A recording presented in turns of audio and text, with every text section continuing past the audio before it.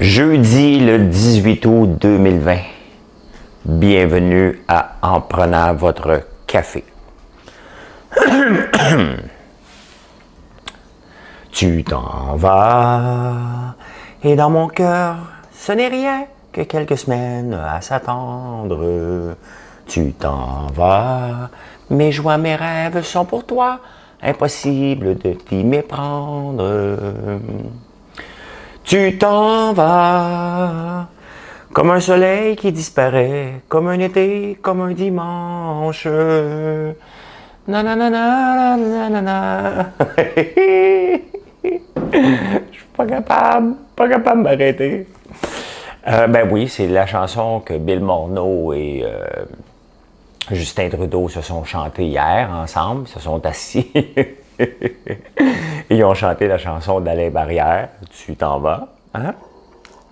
Une chanson qui a marqué mon adolescence, c'était dans ce temps-là. C'était pas une bonne chanson pour faire des slows, là, mais une fois de temps en temps, j'aime bien écouter Alain Barrière.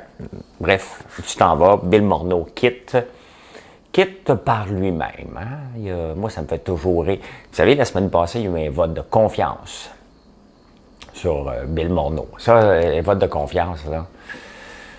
Ça, normalement, ça veut dire t'es bail dans quelques jours. Hein? C'est toujours comme ça que ça se passe, un vote de confiance. Oui, j'ai confiance. Non, Mike Cartney, l'ancien président de la Banque du Canada et de la Banque d'Angleterre, qui est de retour au Canada.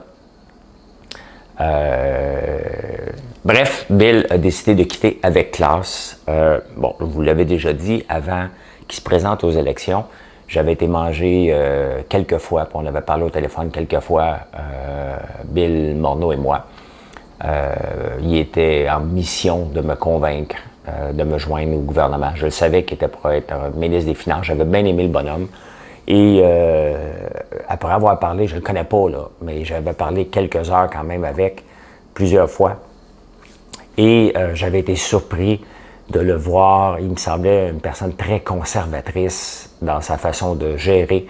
Et lorsque j'ai vu l'argent flamber dès les premiers budgets, avant même la COVID, là, je me disais, il me semble que c'est pas le gars que j'ai parlé, qui me parlait d'être conservateur, de faire attention, d'être prudent, de gérer l'argent comme une personne responsable et qui t'enfile les déficits un après l'autre jusqu'à la COVID, où là, ça a été la débandade totale. Ben, il voulait mettre des breaks à Trudeau, c'est ce qu'on apprend, c'est pas surprenant, et Trudeau voulait rien savoir, donc il est le king, Trudeau. Donc, si tu ne dis pas comme lui, ben, dégage. Hein? Tu dégages. Et ben là, il va mettre Chrystia Freeland, probablement, ou Champagne, ou Duclos. Bref, non pas. Ils disent que ce ne sera pas un Québécois. Donc, il faut que ça prenne un anglophone, parce que une première femme. C'est sûr que ça va être Freeland, là. Ça ne sera pas Mike Cartney, ça a l'air qu'ils l'ont écarté. Il faudrait qu'il se fasse élire, ça va être problématique et ça va être un désaveu. Regardant son équipe, les partis de l'opposition vont sauter là-dessus comme des enragés. Donc c'est ça, ça va être Chrystia Freeland. J'espère qu'elle va être bonne, mais j'espère qu'elle va être bonne pour dire oui à Trudeau. C'est ça qui est important. C'est Justin, Chrystia, we need to spend a little bit more money. Pas de problème, Justin, combien? On va le mettre dans le budget, mais il n'y en a pas de budget. Bon, on va le mettre. On paiera plus tard. On ne sera pas là de toute façon. Fait que c'est ça. Tu t'en vas. Tu t'en vas. J'ai peur de qui? J'ai peur de rien. J'ai les paroles là. Je suis même pas capable de les lire comme il faut. Fait que, bye, mon Bill. Il s'en va. Il va aller à l'OCDE. Il y a un très bon parallèle avec Patrick Lagacé dans la presse qui disait ben, c'est comme si Claude Julien démissionnait en pleine série et il disait qu'il voulait aller gérer au Hockey Québec. C'est à peu près ça. Bill, reste donc dans ton cottage à Toronto à la place. T'sais. Mais bon, il y a tout le support. Il dit qu'il a tout le support de son premier ministre pour aller à l'OCDE. Je comprends. Dégage, mais le coup de pied derrière, c'est ce que Trudeau pense. Hey, Trudeau, regarde, il était obligé de sacrifier tout le temps. Hein? Il a été obligé de sacrifier son ami, son grand ami, Gerald Butts, qui lui aussi m'avait invité à manger pour que je me présente. Et lui aussi avait été obligé de le mettre dehors. Il y a eu Judy Raybould aussi qui est obligé de le mettre dehors à cause de ses scandales à lui. Et là, maintenant, c'est au tour de Bill Morneau, mais il va rester en place. Il y a Yves-François Blanchet, bien entendu, qui veut lancer des élections. Parce que là, il a dit « Ah, on a eu la tête de Bill Morneau, ça nous prend la tête. » Yves-François, il a la tête grosse quand même, là. Hein? Et là, il va penser, aujourd'hui, c'est sûr qu'il va dire que c'est grâce à lui. Et maintenant que ça y prend Trudeau sur un piédestal pour se calmer. Donc, c'est à voir. Moi, je pense que si le Bloc fait ça, Trudeau va revenir au pouvoir. Et si Trudeau ne revient pas au pouvoir, c'est le Bloc qui va manger une volée. Parce que ça va prendre les conservateurs au pouvoir, tout simplement. Alors, la gouverneure générale, Julie Payette, elle en fait des nouvelles encore. Ça a l'air qu'elle, le staff de la RCMP, elle te fait dépenser ça full pin en ne respectant en rien. Qu'est-ce qui se passe lorsque tu deviens gouverneur général? On voit des bonnes personnes, il y a un beau parcours. Hein? Là, on dit, hey, t'es lieutenant-gouverneur ou t'es gouverneur général. Et là, c'est la folie. Hein? Même Ouda Pépin s'est pris pour la reine. Mais là, elle s'est excusée, elle dit que c'est pas vrai, puis qu'elle est ment. Quand c'est vrai, c'est vrai. Enfin.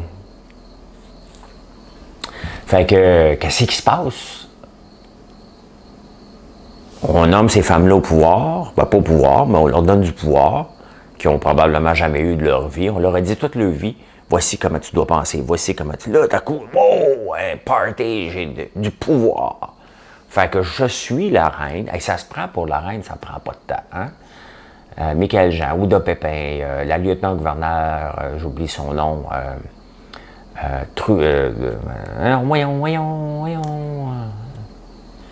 voyons, j'ai un blanc. Comment qu'elle s'appelle, elle? Comment qu'elle s'appelle? Thibault. Madame Thibault. Et, non, Julie Payette.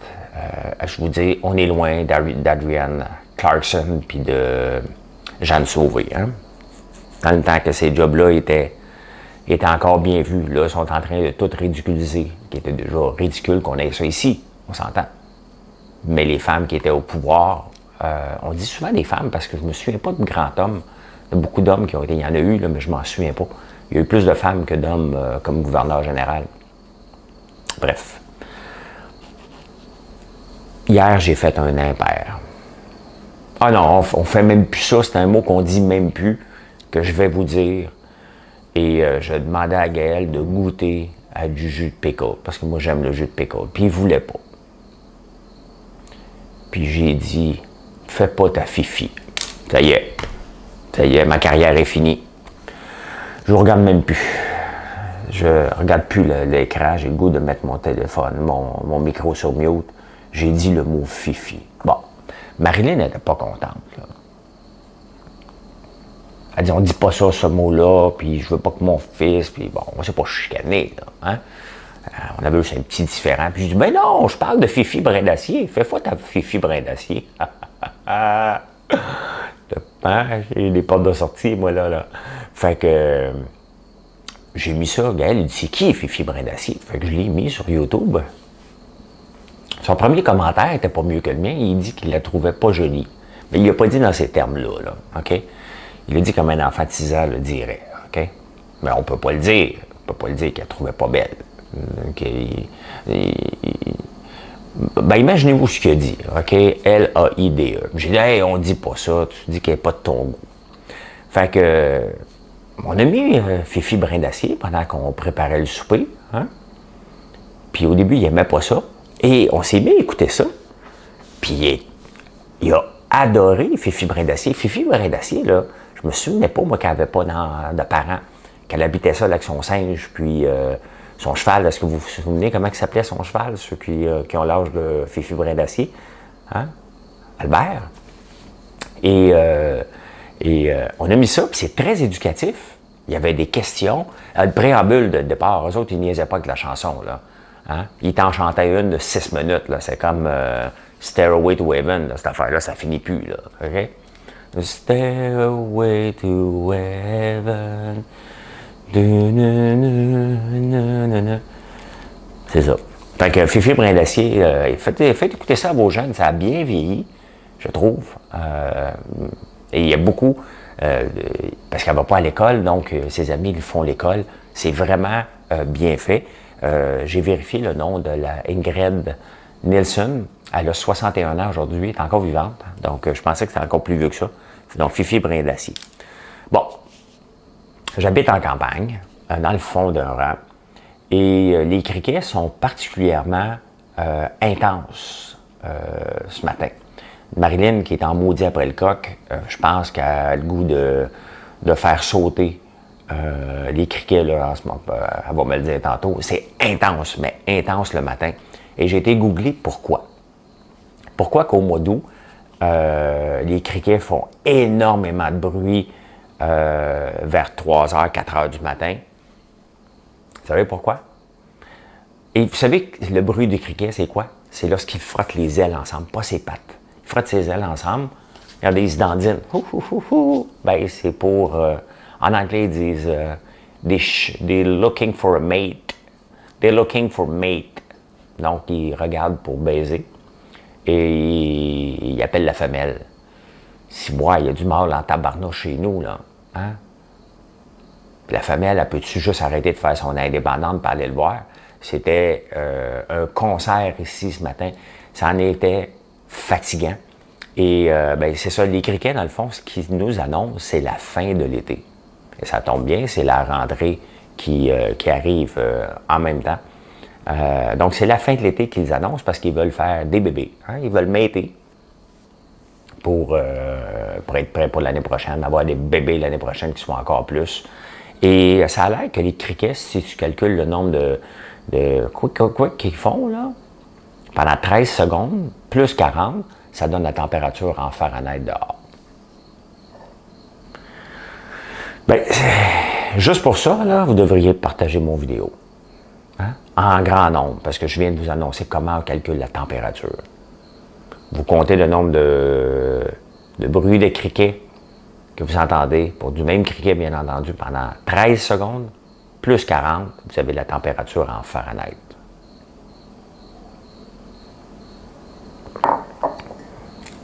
Allez, partagez, là. Partagez-moi ça. En grand nombre. Dites que vous apprenez des affaires ici, pas rien que des chansons. Bon, Sophia Nolin a été portée plainte à la police au poste 44 à Montréal. J'ai déjà été porté plainte à la police pour du harcèlement sur les réseaux sociaux au poste 44. Des personnes gentilles. Tu rentres, oui, bonjour. Oui, j'aimerais porter plainte. Oui. Ben, ça s'est passé sur Facebook. Ah, OK, les Facebook.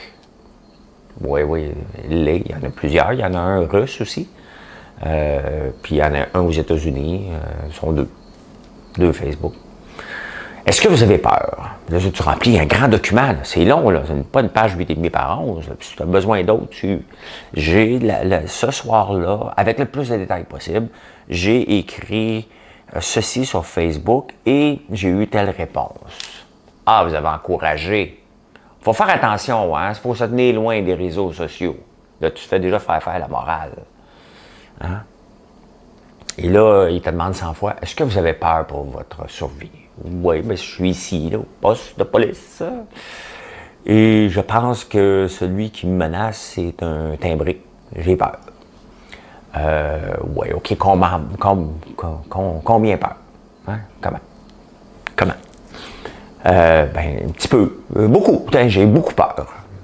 Là, tu remplis ton dossier. La justice va suivre son cours. C'est un parcours ardu.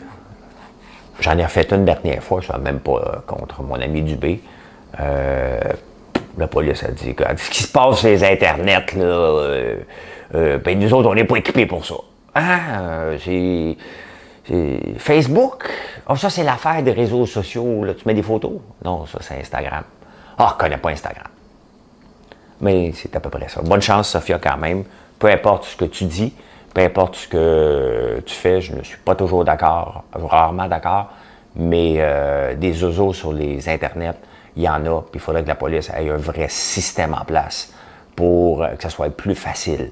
Pouvez-vous nous décrire ce qui est écrit? Ben, gars, je te viens de faire un screenshot. Wow! Wow! Une photo, c'est une photo dans le dossier, ça marche pas, là. OK? Tu l'écrives. Il m'a traité de grosse épaisse. Mais c'est marqué, là.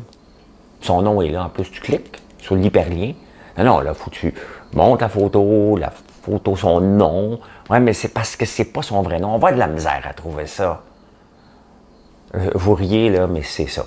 By the way, je fais une parenthèse, mais le gars contre qui j'ai porté plainte à la police suite à un article sur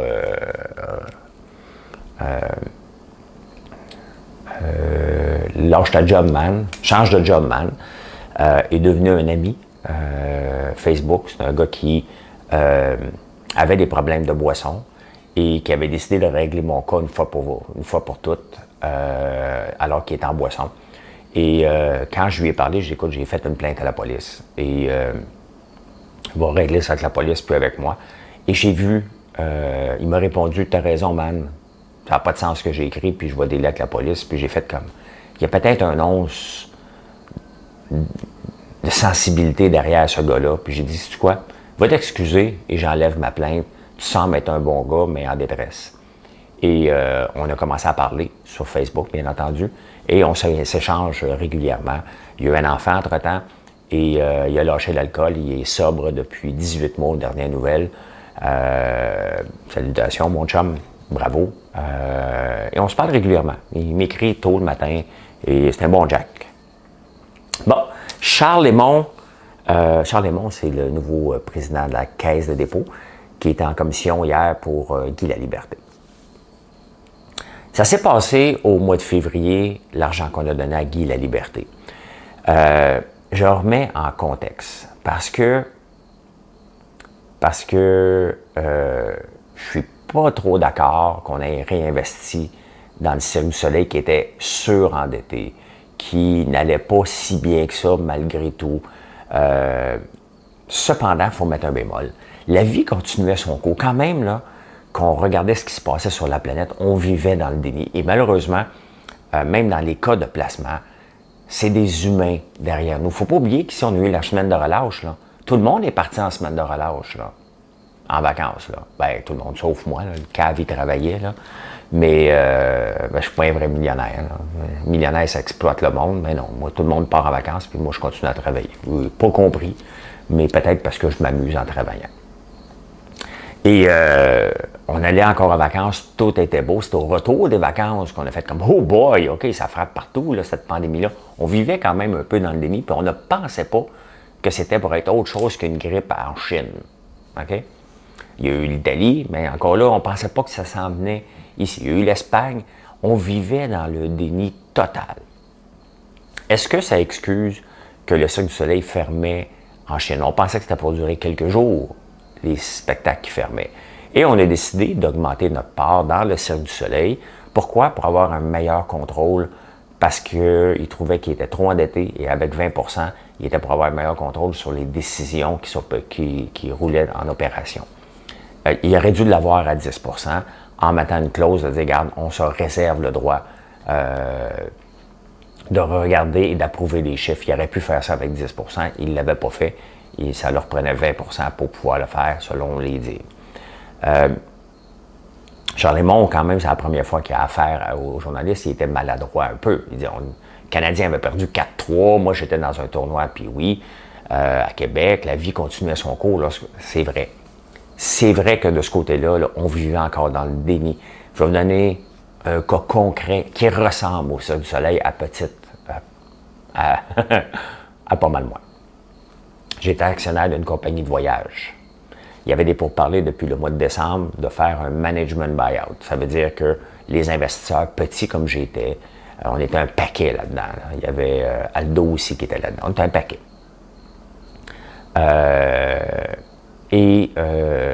On se fait une proposition au mois de septembre de se faire racheter, un management buyout. Donc, les gens qui gèrent l'entreprise veulent racheter les actionnaires minoritaires parce que la compagnie va bien, puis ils veulent nous racheter, puis c'est parfait, c'était le but de l'investissement. Entre-temps, ça ne marche pas avec la banque. La banque revient au mois de décembre avec une autre banque, une autre proposition de management buyout. La banque approuve. Vous savez, quand j'ai signé les papiers finaux, le 24 février, c'est une compagnie impliquée dans le commerce, dans le voyage. Voyage surtout pour les personnes de groupe âgés, ce qui n'existe plus aujourd'hui. J'ai eu l'argent à peu près au même moment. Quand j'ai signé, j'ai eu l'argent, donc vers le 27 février, j'ai eu l'argent dans mon compte de banque. Ça a tombé 10 jours après. Le 27 février, tout allait bien alors qu'ils faisaient des voyages pour aînés. On vivait dans le déni total. La banque a approuvé. Moi-même, je n'ai pas dit « oh » juste avant le virus. Pour moi, c'était OK. On parle de ça depuis le mois de décembre. Donc, c'est maintenant réglé. Puis, let's go, tant mieux. 10 jours après, j'ai fait comme « my God, que le timing, pour moi, était bon. » Pour eux, je suis encore triste. C'est deux bonnes personnes qui gèrent ça. J'ai pas fait le suivi comment ça allait. Ça me tente pas de leur demander. J'ai eu mon argent. C'est comme Guy Laliberté qui appellerait Caisse de dépôt. Puis, comment ça va, vous autres? Ta gueule, tu viens d'empocher. Disons que je le sais que ça va pas bien. Donc, c'était pas des amis non plus. C'était purement business. Mais j'étais soulagé de pouvoir, et bon, c'était pas des millions de dollars, là, mais quand même, ça m'a permis de financer mon entreprise ici, de la vitrine québécoise et François Lambert.one, cet argent-là, mais c'est triste d'un autre côté.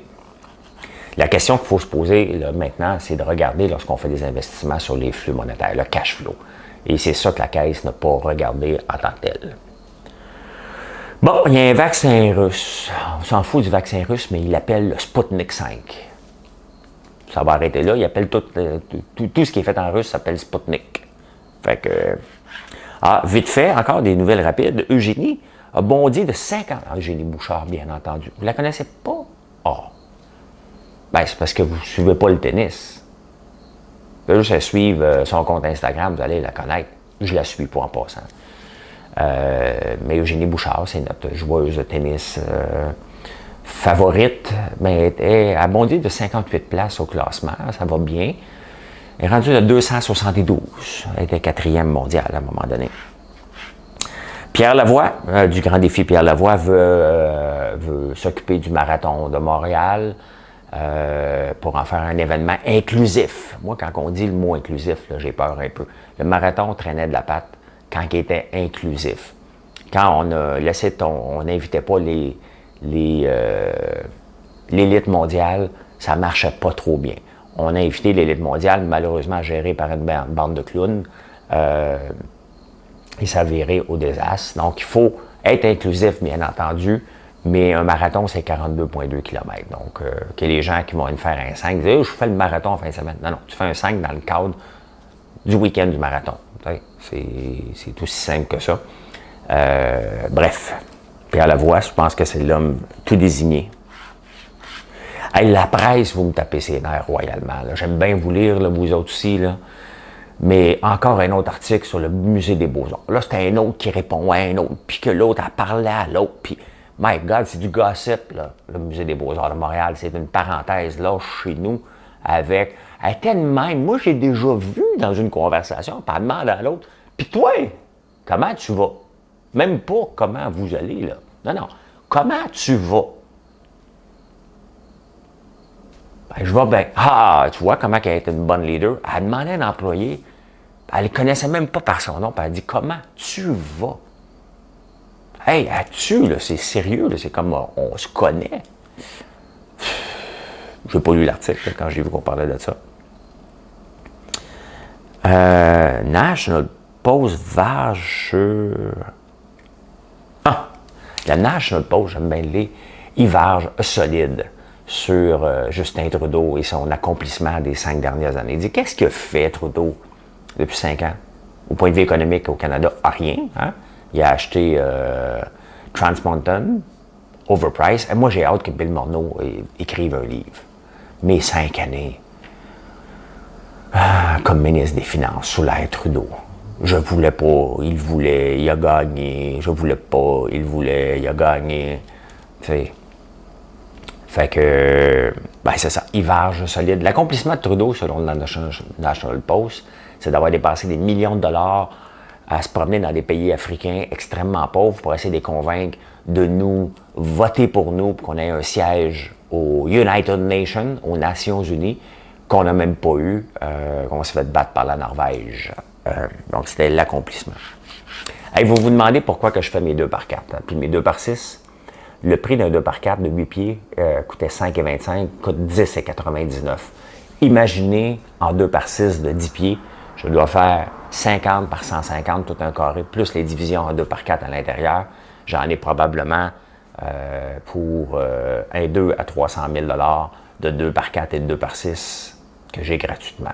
Donc, c'est pour ça que je me lève le matin avec mon frère, puis on tire sur des arbres centenaires, puis s'ils vont tomber de toute façon, puis on va les transformer en bois d'œuvre qu'on va faire ici, tout simplement parce que le 2 à 300 000 $, c'est la différence entre bâtir, faire la bâtisse ou ne pas la faire. Donc, j'ai le bois et je vais le faire. Voilà pourquoi, entre autres. Parce que, un, j'aime ça, de un. Et de deux, ben, ça me permet d'avoir une bâtisse à moindre coût en utilisant les ressources disponibles sur la Terre. 111 % d'augmentation, le 2 par 4. Hey, j'avais d'autres affaires. Je voulais vous parler du métier d'ingénieur, parce que les ingénieurs me tapent royalement ses nerfs assez régulièrement. J'ai une tête d'entrepreneur et non pas une tête d'ingénieur. Mais je vais le garder parce que j'ai pas le temps. On a déjà parlé il y a beaucoup de stock déjà et je dois vous laisser partir travailler. Hey, on est allé chercher la plaque vibrante. Aujourd'hui, c'est des 10 roues qui vont rentrer ici pour mettre du sable de compaction. On va compacter. Je vais faire une vidéo, bien entendu. On va mettre un drain français tout alentour et on va compacter. Demain, il y a quelqu'un qui vient me voir pour le puits artésien. J'ai trouvé quelqu'un. Je vais vous en parler quand je vais avoir signé le contrat avec lui, mais c'est fait. Merci Facebook. Merci à vous de m'avoir aidé à trouver quelqu'un qui va venir me faire mon puits artésien. Donc, bravo, j'ai trouvé. Merci beaucoup. Ben, c'est ça. Fait qu'aujourd'hui, peut-être qu'à soir, je vais manquer le rendez-vous. Je vais le faire un petit Facebook Live avec mon téléphone. Je m'en vais à Montréal tourner une émission qui s'appelle Un souper presque parfait. Mais je ne m'en vais pas cuisiner. C'est des entrevues sur les personnes qui ont marqué, j'imagine, leur passage, que leur vie a changé suite au passage d'un souper presque parfait. Donc, je m'en vais faire une entrevue avec André Ducharme aujourd'hui, vers 4 heures. Je vais faire la radio en direct de Cube et je vais vous rejaser un petit peu plus tard avant de revenir dans ma campagne. Voilà, bonne journée à tous. Tu t'en vas, j'ai peur de rien. Tu t'en vas, bye.